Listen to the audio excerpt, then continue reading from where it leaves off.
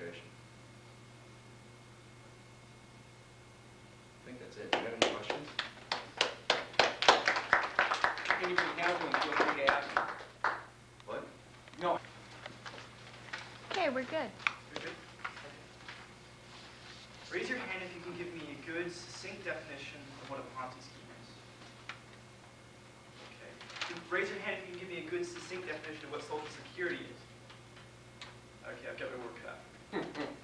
Now, I would argue that it's more important for people of our generation to understand what Social Security is than it is for the esteemed gentleman in the back who's going to be collecting it very soon. And I hope I can make those reasons apparent in my presentation.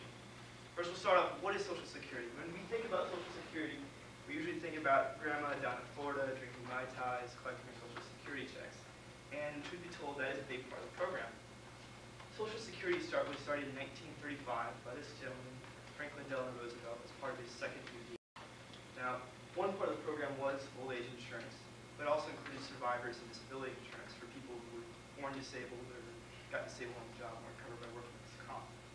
Now, Newsweek estimates that about 40% of our elderly are kept out of poverty by Social Security. When we talk about Social Security, though, it's usually tied to another huge government program called Medicare, which was signed into law in 1965 by the guy on the left, Lyndon Baines Johnson. He's signing Harry S. Truman in as the first recipient of Medicare. And if anybody can tell me what yes stands for Harry Truman, I'll give you suckers. Now, these two programs are tied together by FICA, which, if you notice in your paycheck, comes out, you don't have any say. It's a payroll tax. It's regressive. I'm not going to get into what that means. But basically, it comes out of your paycheck and you don't have any say. These two programs together constitute the single largest government program on the face of the earth. Okay? In 1 year, last year, according to the Government Accountability Office, $550 billion was spent on Social Security. That's not including Medicare, which is rapidly escalating to be a giant program in its own right. Now, to give you an idea what that means, we just decided to give $700 billion to a whole bunch of companies. It's taking us a long time. We can't give away $700 billion to companies fast enough. But Social Security is giving away $550 billion every year to hundreds of thousands of Americans. Now, what do these two programs have to do with this guy, Charles Ponzi? Charles Ponzi is the namesake of the Ponzi scheme. He was an Italian businessman in the 1920s. He had this great idea. He was going to invest in stamps that were going to go with these currency exchange rates. And truth be told, nobody really understood how he was going to make his money. But what he did promise people is that he was going to give a 50% rate of return on their investment.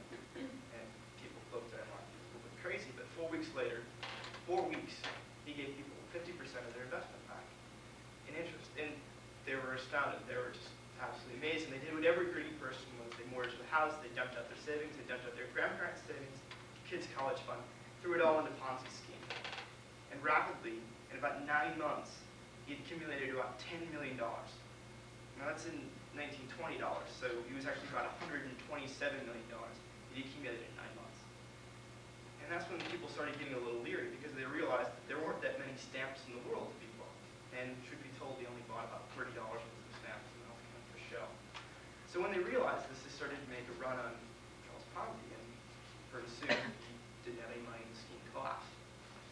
Now what he was doing was a pyramid scheme. A Ponzi scheme is a particular type of pyramid scheme where you need new investors to pay the interest for your old investors.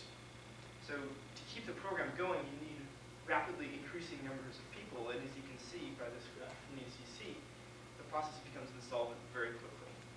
You know, within a couple iterations, you need more people than there are in the United States, and even more people in the world to keep it going. So if this sounds familiar, it's because it is.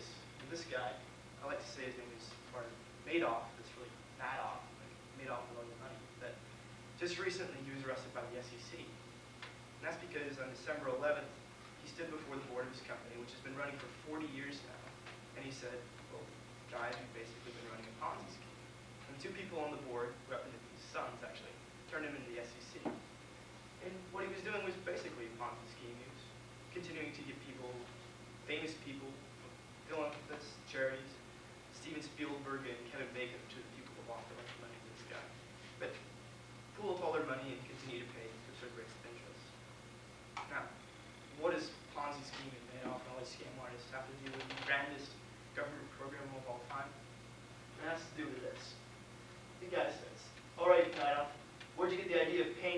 investors with money from late investors.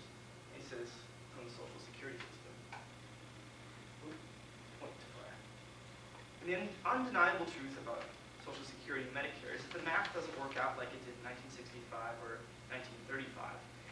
Back then, we had a lot of people working, but not a lot of people on receiving benefits. So, as you can see, steadily, we're having more people support more, we're having less people support more people, which is kind of the same thing as a Ponzi scheme.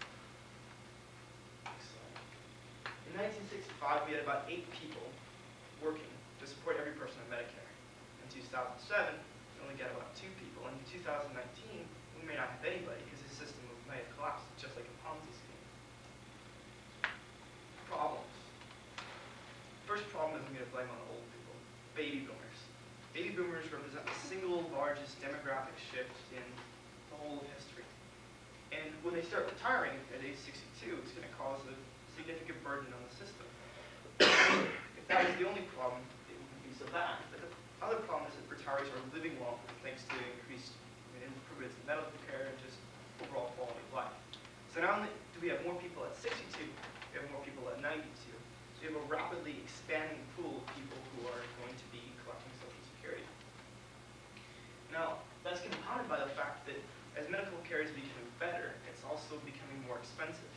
If you look at the graph on the right, well, it's a little bit cut off in the Congressional Budget Office. Medicare and Medicaid represent the largest percentage growth of our spending by the budget. Now, I'm not going to blame it all on old people. The other problem is us. We're taking longer to enter the workforce, both because we're going to college, and also because we're also taking a couple of years of break off for college. So basically, the number of people paying into Medicare is contracting, and the number of people taking out Social Security and Medicare is expanding. Now, basically, this is exactly like a Ponzi scheme. If you think about the people claiming benefits as the original investors, and you think about the people paying into the program as new investors, you're requiring the same sort of math. And if we're not careful, the whole system can collapse just like a Ponzi scheme. Any questions? Then comments. How many of you in here have heard the name Michael Jordan before? For those of you that don't know who Michael Jordan is, he is one of the world's most popular people because of his success in the NBA. And his great story of a true success story, which his passion